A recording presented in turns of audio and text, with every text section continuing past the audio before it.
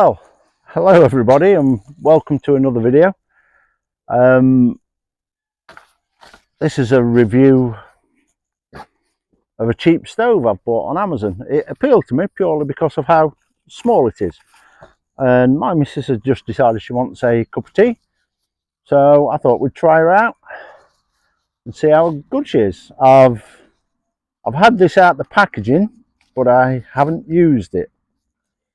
So what it consists of, it's a company called Phantom, bought off Amazon. Can't remember the price, but I'll put that here somewhere. It is a tiny little stove that goes together like so. That sits inside there.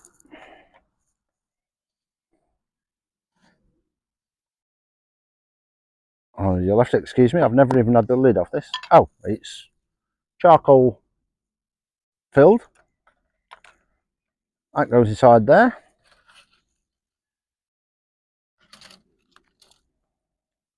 It's called the Phantom Ultralife Stove and Wind Shield set. It does come with its own windshield, to be honest with you, which has got little spikes on the end for holding it firm. Oh no, that's for linking it together. So you can form a solid circle using it, which is handy. I think we'll give that a try. So it looks like you take the pins out, line those, little fiddly, but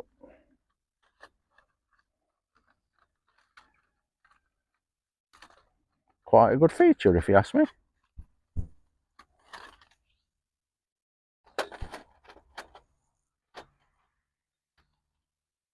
Yeah, I like that. That would work if you were doing a small pot.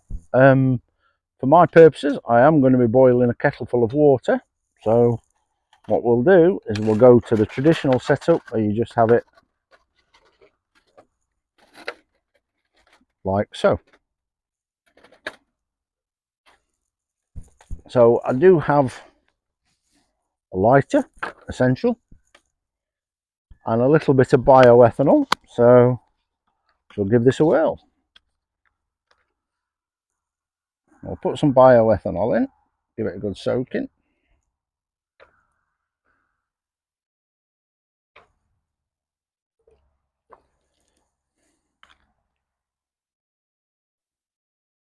A little bit more, that's absorbed it all in.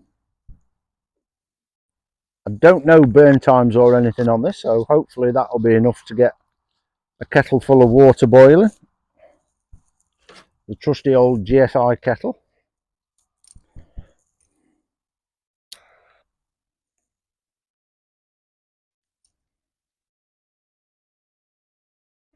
And we're already burning, no need to wait for it to bloom, and on we go. And the time is now 1:51, so we'll just wait and see how long she takes to actually boil and how long she burns for with that bit of ethanol I've put on there. There isn't much wind today, so the windshield isn't strictly necessary, so I will take it down just so as you get a better view of everything. Oh, there's a little bit of a breeze coming in from my right hand side.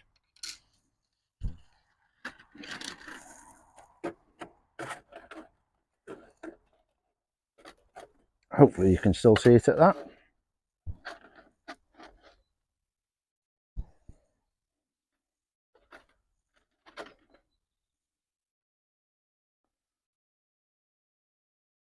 To be fair, this wasn't very expensive from memory, and it does look quite a decent setup if I'm honest.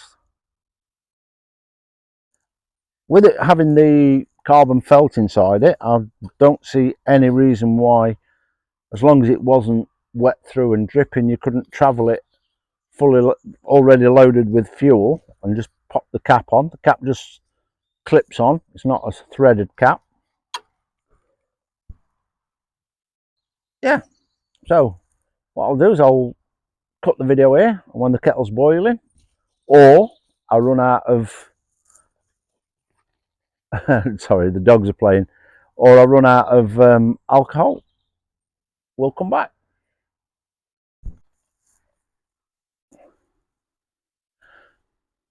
Right then, guys, we're just starting to come to the boil. It is now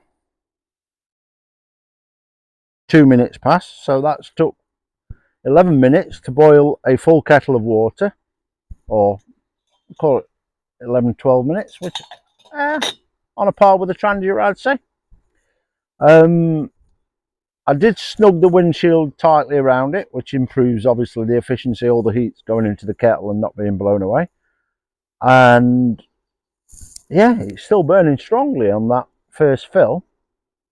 I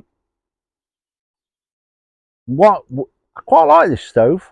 One of the things I really like about these carbon felt filled stoves over the standard Trangia stove, although when you use them in a Trangia setup, this is very unlikely to happen, is the fact that should you knock it over, you haven't got a spill of highly flammable liquid, and God forbid you knock it over when it's actually lit, because all you'd get then is a carpet of flames inside your tent should you be cooking inside your tent. And there we go, there's the boil.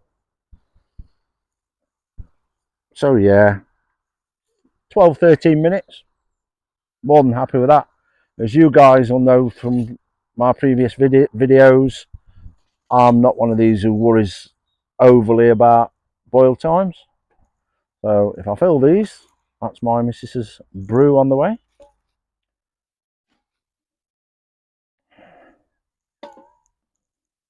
As you can see, 2 mugs and there's plenty left. I'm not going to put that down on the wooden table. But what I will do is I'll knock this windshield out of the way.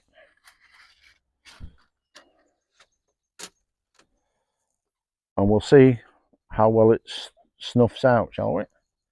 It does look slightly tricky to get the lid on when it's in the stand, if I'm honest. Yes, you're not doing that. All right. With a glove on, I think you could do it.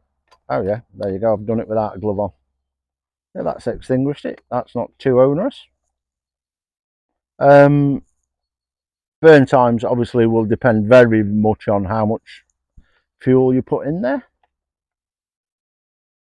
Yeah, that's a nice little stove. What I'll do is I'll just give my missus a cuppa, because if she don't get it soon, she's going to come over here and lynch me. And then I'll move the camera and we'll have a close-up of it, and you'll be able to see in more detail the things I'm talking about. Right, so cut to the close-up and I'll see you in a minute.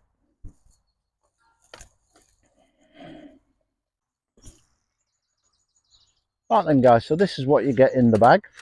That's the bag it comes in. It has got some instructions in there. It's basically just telling you how to put this bit together and how to put the windshield up. I'm sure if you're watching this video, you're more than capable of figuring that out for yourself. In terms of the windshield, this is the bit I was talking about, where those are cut so as they will interlock. And these 2 pins, one of which you will use for this, will just go in to these holes and you can lock it together like so. Like I say, a little bit fiddly, but a really useful feature if you want to have a nice solid windshield. You do get 2 of those and they come already in, one in each end. They're not long enough to use as ground spikes to add stability to your windshield on soft ground, which is something, well, one side is, one side isn't. I don't know if you can see that. So yeah, that's the windshield, nothing fancy, just standard aluminium windshield. Is this cold enough to handle now? Yeah. So this is the stove. Like I say, it's just filled with carbon wadding. That's quite dry to the touch. You would have no problem transporting that, and it is just a clip-on lid. So yeah, you could quite happily transport that fueled, ready to go. And then this base just slots together like nearly every trivet out there, and all of that fits neatly into this bag.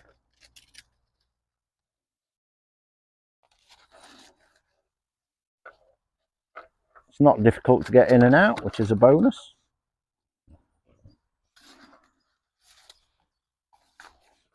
Little drawstring at the top, and quite easily something you could stick in your pocket, fueled up, have a small metal cup and a bottle of water, and you can make yourself a brew on the go. I would suggest there's room inside there maybe to put a coffee pouch, you know, with these 3-in-1, 2-in-1 type pouches, or a tea bag. Yeah, quite like it. Anyway, we'll cut to a wide view again and I'll say my goodbyes.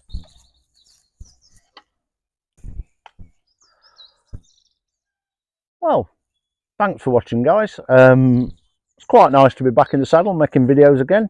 If you saw the video previous to this one, you'll know why I've been away, and I must admit I do feel a little bit rusty talking to camera, but hopefully it's been of interest to some of you out there, and I'll catch you on the next video, and keep dabbling. See you later.